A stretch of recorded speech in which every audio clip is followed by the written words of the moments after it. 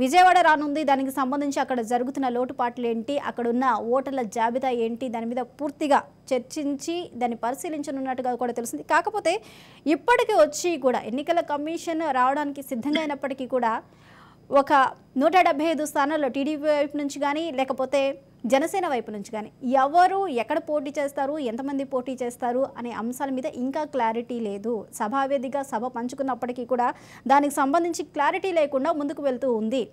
ఆ సభ utter flop అంటూ కూడా వైసీపీ అంటుంది. మీరేమంటారు? నేనేమంటే స్వప్న గారు, ఇప్పుడు చెప్పండి. తెలుగుదేశం పార్టీ జనసేన పొత్తు ఉంది అని బహిరంగంగానే చంద్రబాబు నాయుడు గారికి, పవన్ కళ్యాణ్ గారు కానీ, నారా లోకేష్ గారు కానీ చెప్పడం జరిగింది. నిన్న పోలిపల్లిలో సభలో మనం చూడటం జరిగింది. చంద్రబాబు నాయుడు వేదిక మీద ఉన్నారు, పవన్ కళ్యాణ్ గారు అదే వేదిక మీద ఉన్నారు, నారా లోకేష్ గారు అదే వేదిక మీద ఉన్నారు. యోగా విజయవంతంగా పూర్తి చేశారు. 3132 కిలోమీటర్లు, 226 రోజులు, 97 నియోజకవర్గాలు, 2100 పైగా గ్రామాలు, ఇవన్నీ కూడా సుదీర్ఘంగా నడిచి అడుగడుగున ప్రజల కష్టాలను తెలుసుకుంటూ, వాళ్ళ కన్నీళ్లు తెలుసుకుంటూ, వాళ్ళ బాధలను తెలుసుకుంటూ, ప్రతిదీ కూడా పిన్ టు పిన్ నోట్ చేసుకుంటూ రానున్నది మన ప్రభుత్వం, రానున్నది తెలుగుదేశం పార్టీ జనసేన ప్రభుత్వం. మేము అధికారంలోకి వచ్చిన తర్వాత మీ అందరి కష్టాలు తీరుస్తాం, మీ బాధలు తీరుస్తాం, మీరెవరూ అధైర్యపడాల్సిన అవసరం లేదు.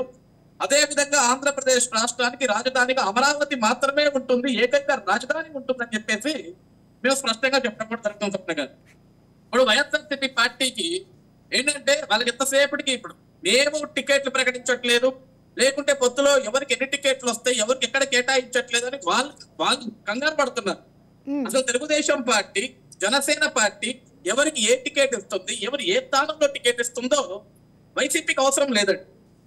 ఎందుకంటే మేము ప్రజలకు చెప్తాం, మా నియోజకవర్గంలో మా కార్యకర్తలకు చెప్తాం, ఎక్కడ ఎవరికి ఏ నియోజకవర్గంలో టికెట్ కేటాయించాలి, జనసేనకి ఎక్కడ కేటాయించాలి, తెలుగుదేశం పార్టీకి ఎక్కడ కేటాయించాలి అనేది తెలుగుదేశం పార్టీ అధినేత చంద్రబాబు నాయుడు గారు, జనసేన పార్టీ అధినేత పవన్ కళ్యాణ్ గారు కూడా ఇద్దరు క్లారిటీగా ఉన్నారు, ఇద్దరు స్పష్టంగా ఉన్నారు అనే విషయం మీద.